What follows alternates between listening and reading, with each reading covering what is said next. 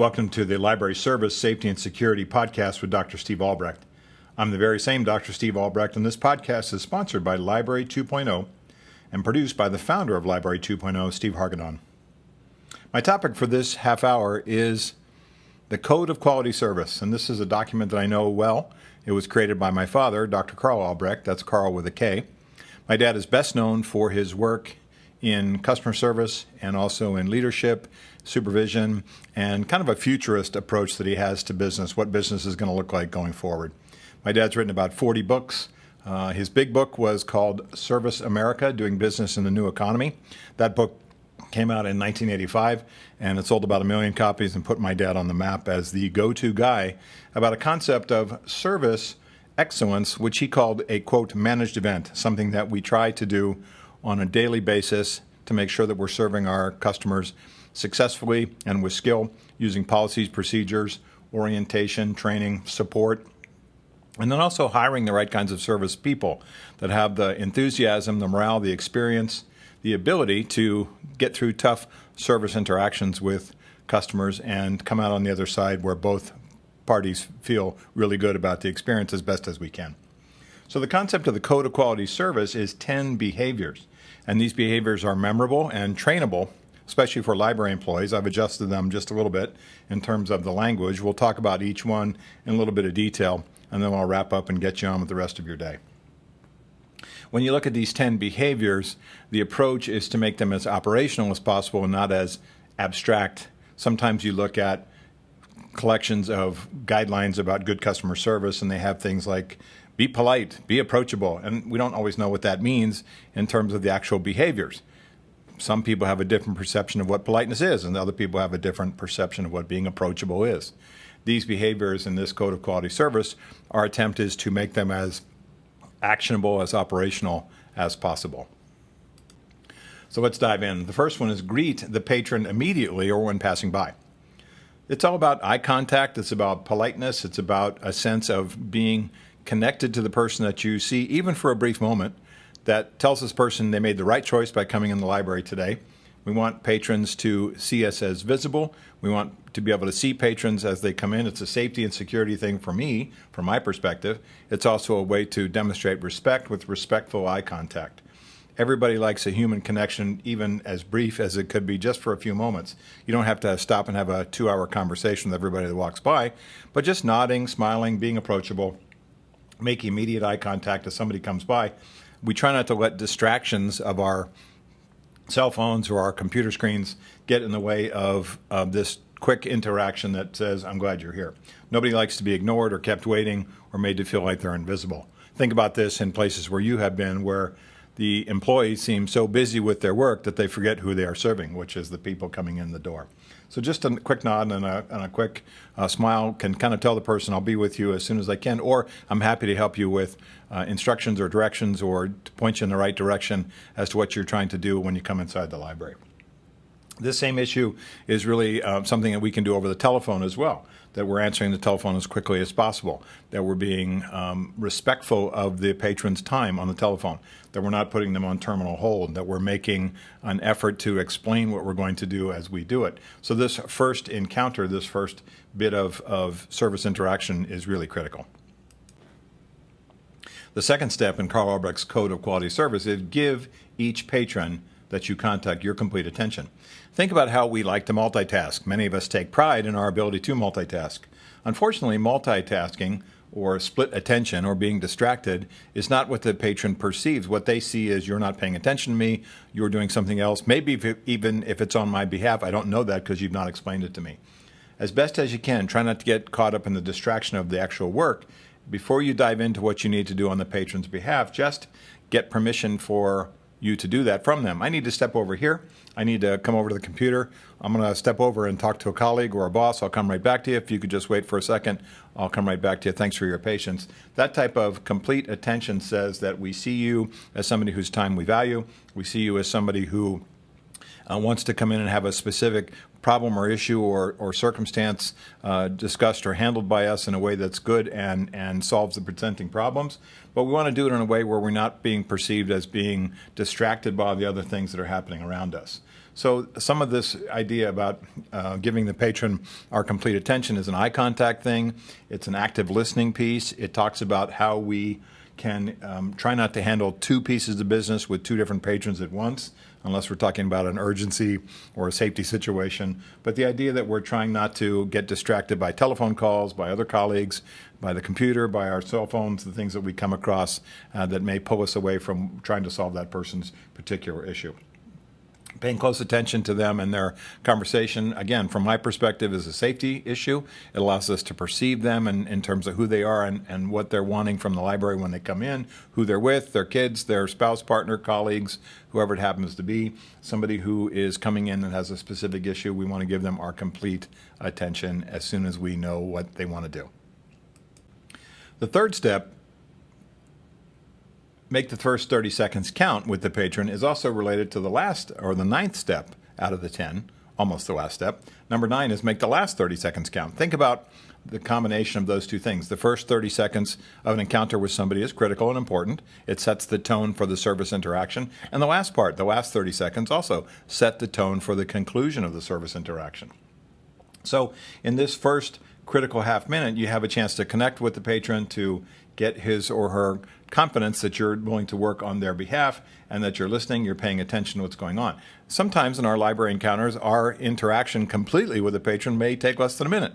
Could you tell me where this part of the library is or which section this book is shelved? Sure, it's over there. I'll walk you over there, or I'll point you in the right direction. Could take very brief moment just to have that problem or issue or question answered. And when we do things quickly like that, sometimes we can do it a little too quickly, which is to come off as sort of abrupt or kind of brusque in terms of how we interact. That brief interaction with them is about approachability and tone and our sense of helpfulness. It's also a way for the patron to kind of diagnose our body language, our ability to help them based on what they see, that we're neutral, we're friendly, we're approachable, we're polite as soon as they walk in. When we look at this first 30 seconds, it's a chance for them to communicate their questions or requests for information from us, and we can help verify through a pretty quick conversation what we need to do. So we're not trying to brush them off. We're not trying to make this too long of a discussion if it's a quick one. Again, we're going back to valuing their time, and that first 30 seconds, it really matters. The fourth step is play your part to be real and not phony or bored. Be natural, be energetic, be cordial. Don't be what my dad calls a bozo or a bored zombie. We've all seen people who have the same kind of patter, the same sort of can I help you, or who's next, or have a nice day next, that kind of a thing, which they say over and over and over again. They get caught up in that sort of robotic answer to things, which they've kind of put their brain on hold and said, well, what's the bare minimum I can say to this person? Who do I need to help next? That kind of a thing, which comes off as bored or robotic. When you look at being real, it's eye contact, it's friendliness, it's tone, it's body language. When you look at being attached to the situation where you're paying attention to what's going on, you're not phony or bored. This idea of having a different thing to say to each person instead of the same sort of patter or the same sort of response that we tend to say over and over again because we get caught up in that.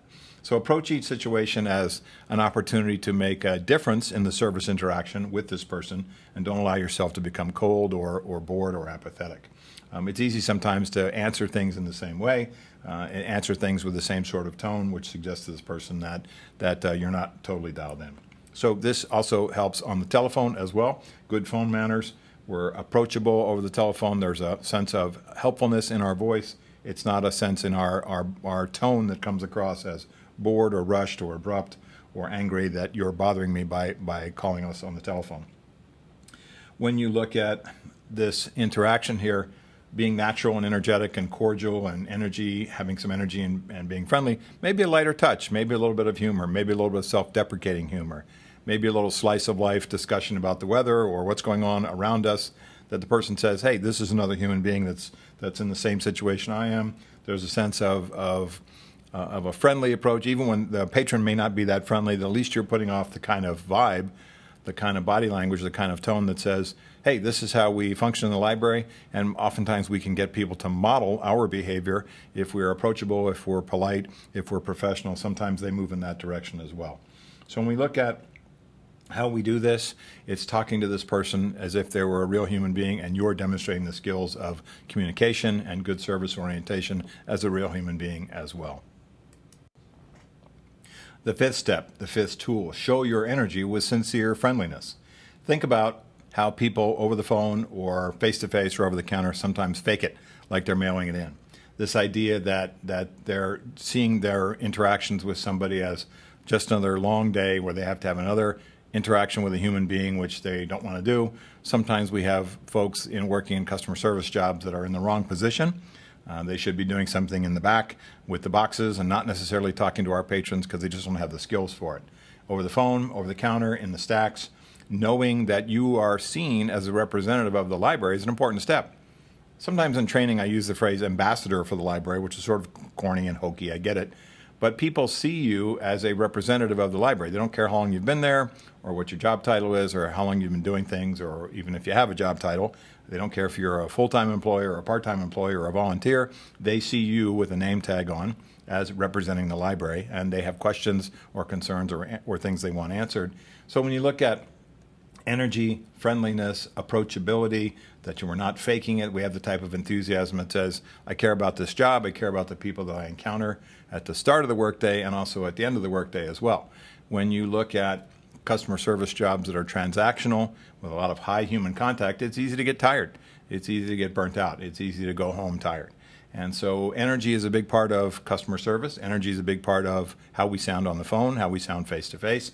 Energy is a big part of getting from the beginning of the day, when we may have more enthusiasm and more motivation to be service-oriented, as opposed to the end of the day where we just want to get home and get off work and go home.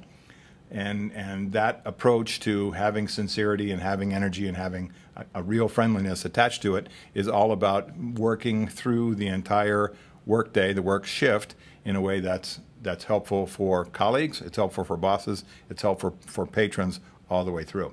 Nobody likes to work around coworkers who aren't friendly or who aren't supportive and helpful. Nobody likes to be around people that are a big grouch or are negative, and this leaks out of us sometimes with our coworkers, towards our bosses, and towards the patron. We want to pay attention to our tone, our body language, our sense of enthusiasm all the way through the workday.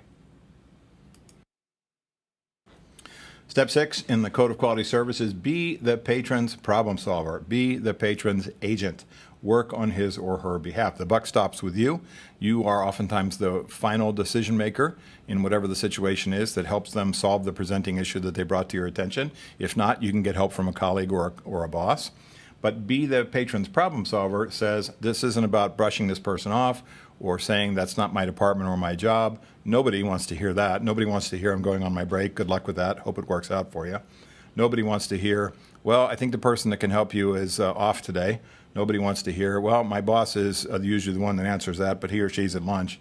What we want to hear is, let me take ownership of this thing that you just told me about, however easy or however complex it may be. And if it is complex, we get help. We get support. We get colleagues and bosses to help us in what we're trying to do. But we're being the patron's problem solver says that we own the issue until we can get it over smoothly and successfully, and perhaps with even the patron's permission, over to a colleague or a boss. It's not about being stuck with them forever, but it's about solving the problem and being respectful of their time in that moment, however briefly or however long it takes to get it done. You're creative within the limits of our policies. You solve the presenting issue the best way you can, especially the first time. And again, that goes back to valuing the patron's time. When you look at one of the sins of customer service, being the patron's problem solver, one of the sins is bouncing people around, giving them a run around, sending them to other departments. This is especially true on the phone, where we put people on terminal hold or we bounce them all over the place.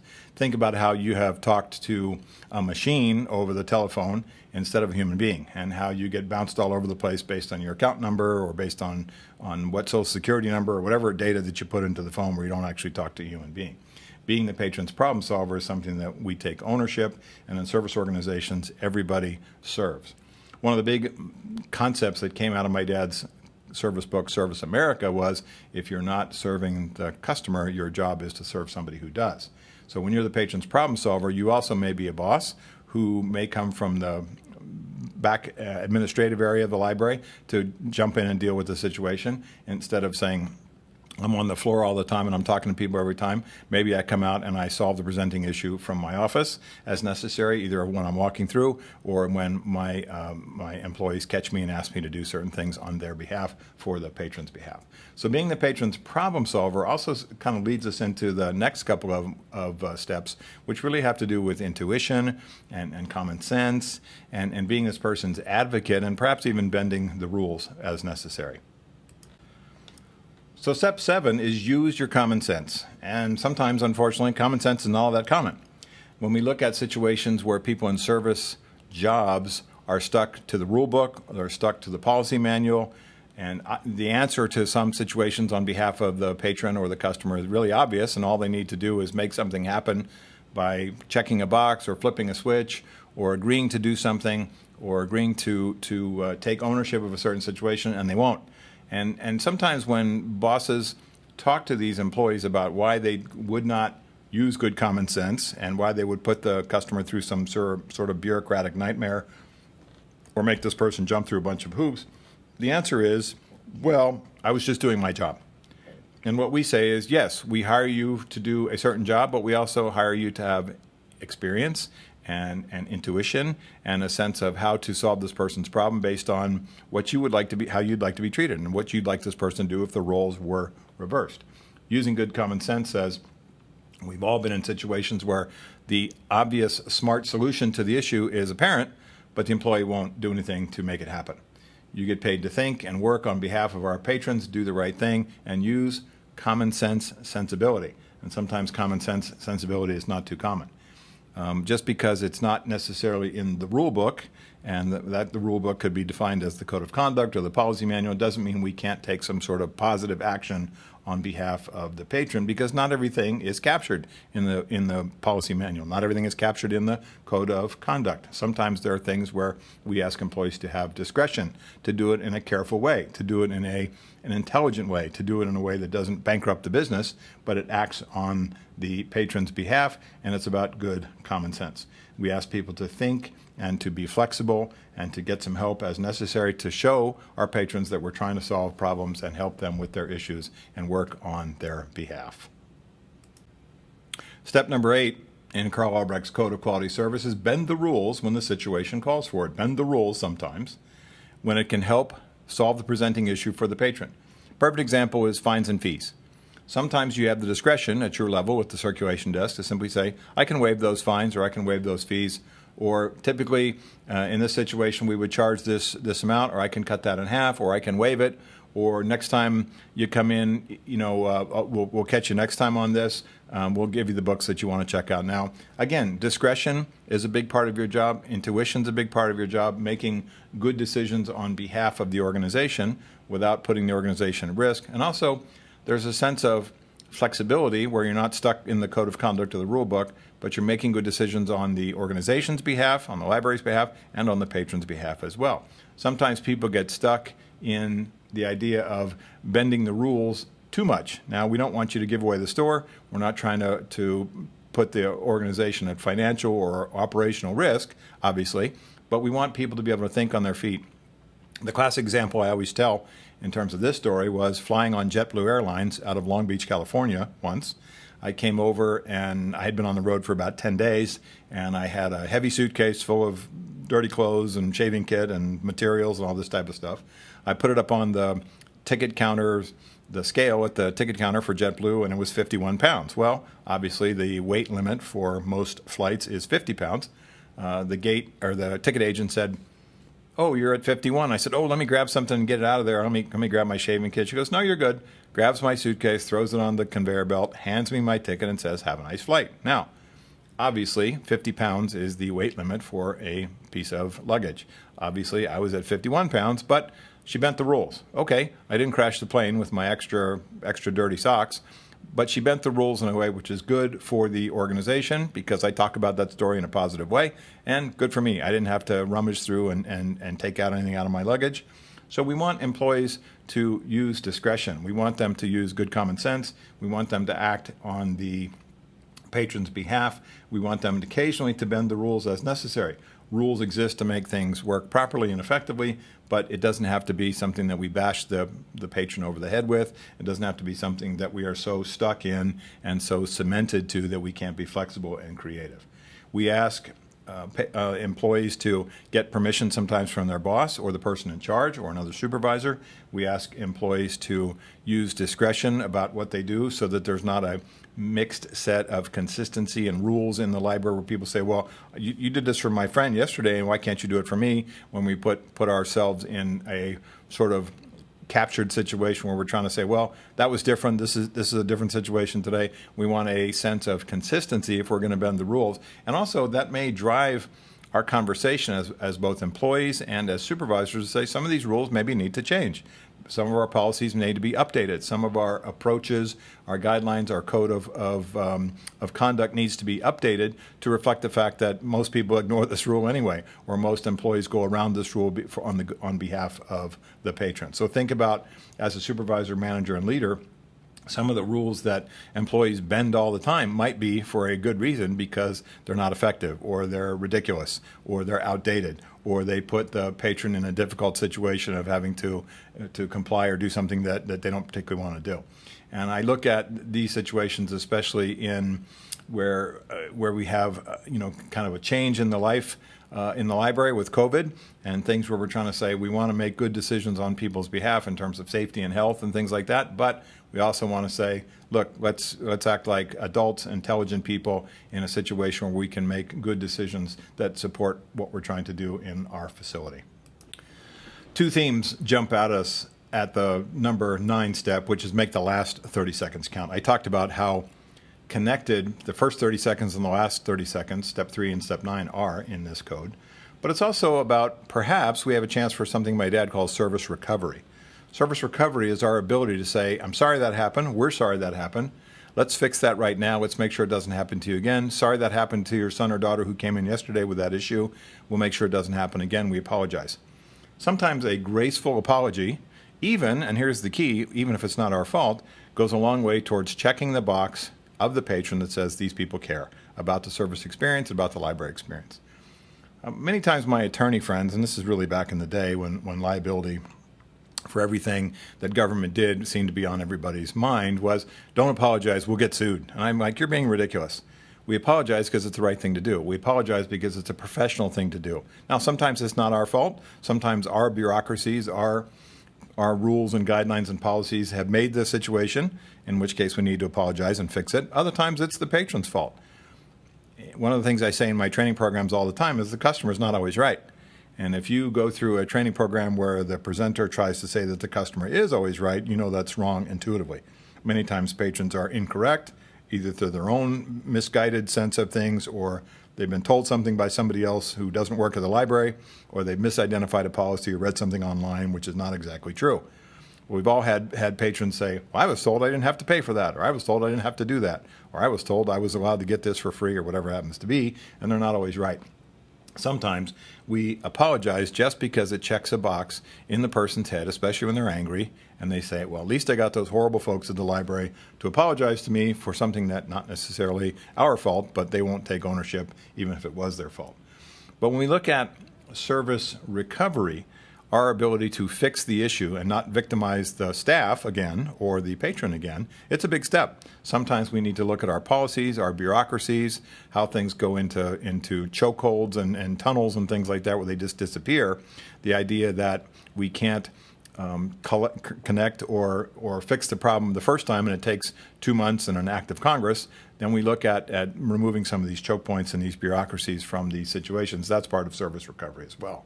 But the last 30 seconds, the encounter with the person where you say, thanks for coming in, anything I can still help you with? Can we ask some open-ended questions instead of closed-ended questions? Anything else we need to do for you is a closed-ended yes-no questions. If you ask the question a different way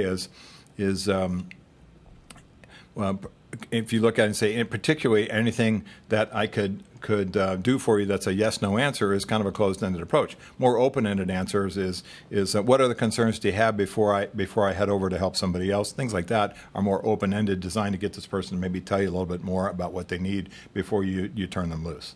Now, sometimes the last 30 seconds is simply, thanks for coming in. Here's your books. Here's your materials. See you next time. Hope you enjoy what you checked out today. And it's as simple as that.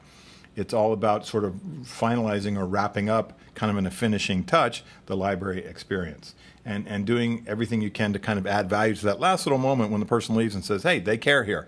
And they help what I'm trying to do as a patron coming in with my kids, or if I'm a student, or I'm an elderly person, or I'm somebody that has a lot of computer experience or not very much. You know how we can wrap up that last little piece, thank them for their patience, thank them for coming in, hope that they come back. Now, sometimes in this situation of the last 30 seconds, the patron will be so distracted by his or her issues that they don't thank you for the work that you did. And this is common.